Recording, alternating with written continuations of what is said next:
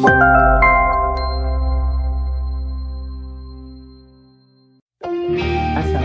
warahmatullahi wabarakatuh.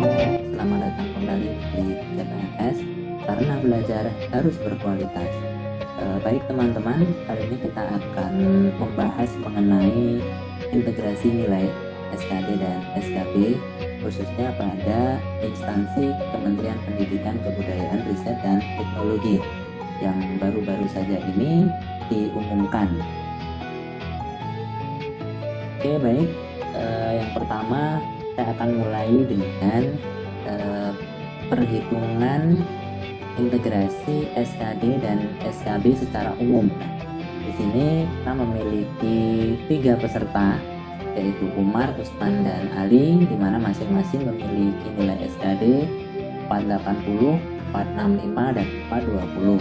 Kemudian nilai SKD untuk Umar 400, untuk Usman 425, dan untuk Ali adalah 450. Nah, kira-kira dengan kondisi nilai yang seperti ini, siapa yang bakal lulus? Secara umum, yang pertama kita konversi terlebih dahulu nilai SKD dan SKB ke skala nilai 100. Nah, dengan menggunakan rumus nilai yang diperoleh peserta dibagi nilai maksimal, jika SKD berarti nilai maksimal SKD, dan jika SKB berarti nilai maksimal SKB, kemudian dikalikan dengan 100, maka akan diperoleh contoh adalah Umar 480 dibagi 550, karena nilai maksimal untuk SKD adalah 550 dikalikan 100, Umar akan mendapatkan 87,27, dan seterusnya sampai dengan Ali. Untuk SKB tidak jauh berbeda, yaitu ketika Umar mendapat nilai 400, maka tinggal dibagi dengan nilai maksimal 500 dikalikan dengan 100, maka Umar akan mendapatkan hasil 80 untuk SKB-nya. Langkah kedua adalah kita hitung bobot untuk masing-masing tes, yaitu dengan menggunakan rumus nilai yang telah kita konversi ke skala 100 tadi kita kalikan dengan bobot, di mana bobot untuk SKD adalah 40%. Jadi nilai Umar yang 87,27 tadi kita kalikan dengan 40%, sehingga diperoleh 34,91. Demikian juga dengan 2 peserta yang lain, yaitu Usman dan Ali. Selanjutnya untuk SKB, karena bobotnya adalah 60%, tinggal kita kalikan dengan 60%. Sehingga Umar yang nilai SKB-nya 80, kita kalikan 60%, akan diperoleh nilai 48. Dan yang terakhir adalah tinggal kita jumlahkan saja nilai SKD terbobot 40% dengan nilai SKB terbobot 60%. Sehingga 34,91 ditambah 48 hasilnya adalah 82,91. Demikian juga dengan Usman dan Ali. Nah, di akhir ternyata yang paling tinggi adalah nilai dari Usman, yaitu 84,82, mana Usman skor SKD-nya 465 dan SKB-nya 425. Nah, memang Usman yang paling stabil di antara 2 peserta yang lain.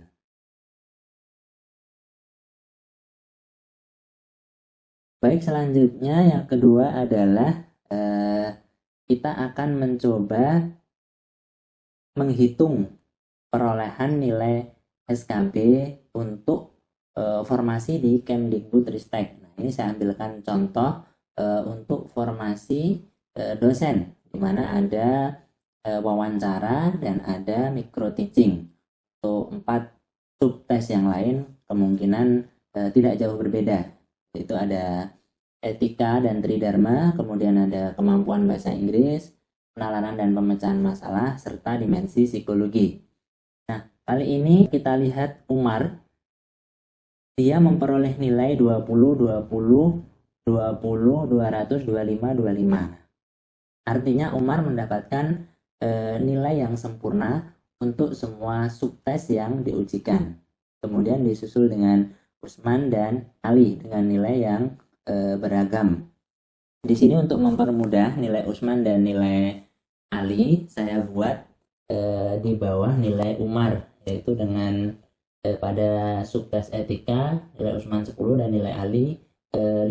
Demikian juga pada subtes yang lain. Pada tes psikologi misalnya Usman dapat 80, maka Ali saya berikan nilai yang lebih rendah yaitu 40. Nah, kira-kira berapa nilai SKB mereka? Nah, yang pertama adalah kita hitung terlebih dahulu rata-rata dan standar deviasi untuk masing-masing subtes. Untuk menghitung rata-rata dapat digunakan rumus sebagai berikut, yaitu NP1 atau nilai peserta 1 sampai nilai peserta ke M. M ini berarti jumlah pesertanya. Misal yang ikut SKB ada 6, berarti ada 6. Kemudian untuk standar deviasi dapat digunakan rumus berikut. Namun untuk lebih mudahnya nanti di Excel tinggal kita gunakan keyword stdef. Nanti bisa teman-teman download file Excel yang saya lampirkan pada deskripsi video berikut. Nah, maka akan diperoleh rata-rata untuk subtes etika adalah 11,67, kemudian standar deviasinya 6,24. Nah, demikian juga untuk subtes yang lain. Kita lakukan perhitungan rata-rata dan standar deviasi. Nah, ini untuk angkanya saya bulatkan menjadi 2 angka di belakang koma. Namun untuk perhitungan nanti, nah teman-teman tidak perlu dilakukan pembulatan ya.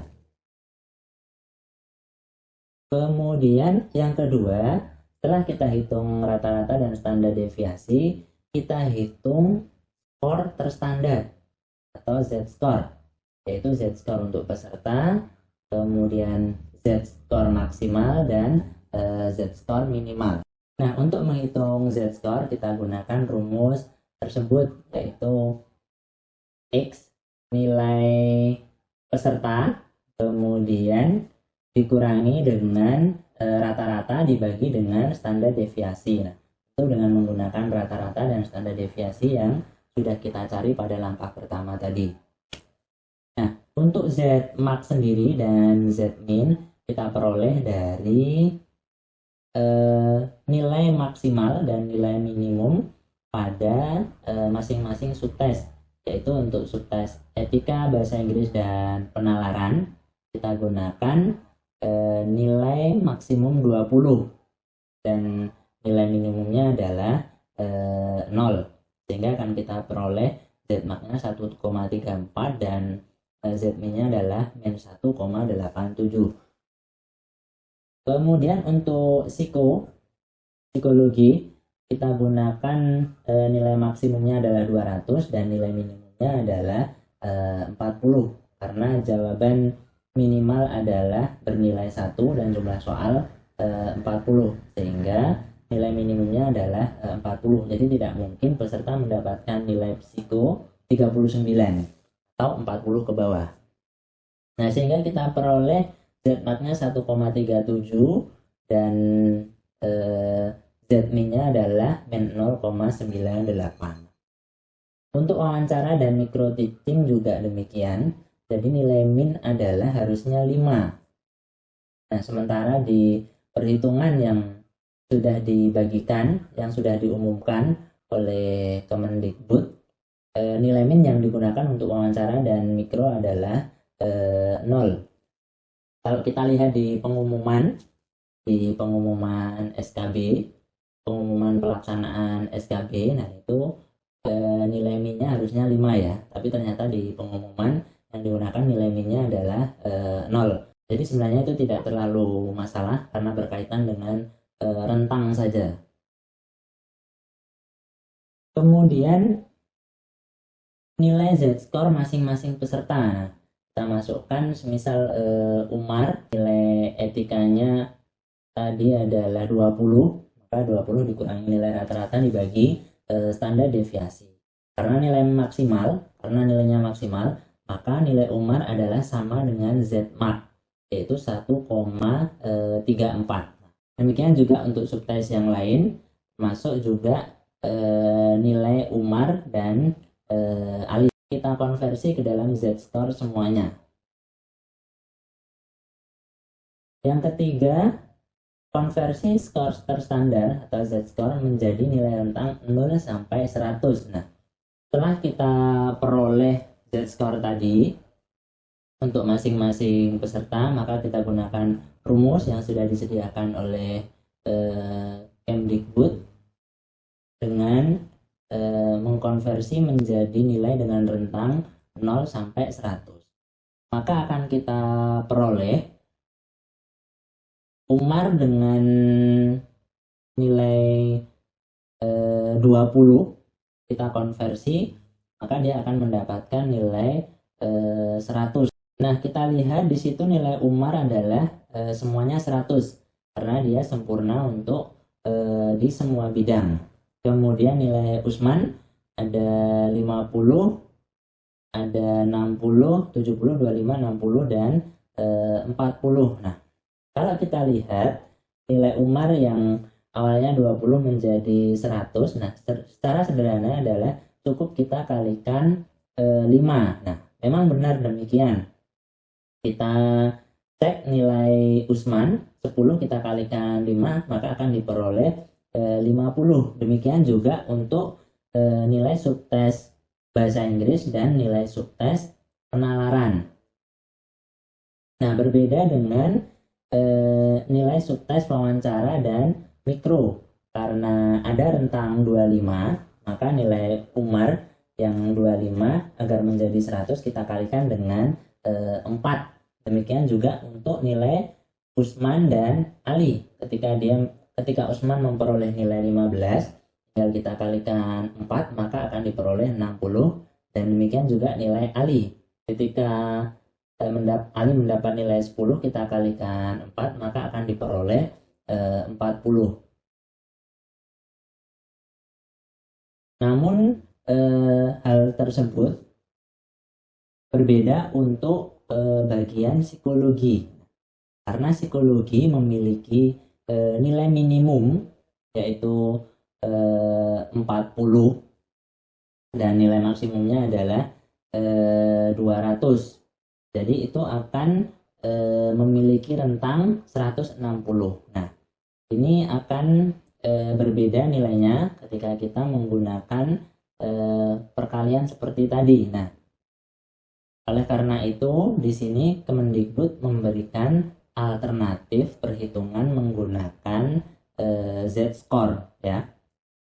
Jadi ini salah satu fungsi dari Z-score.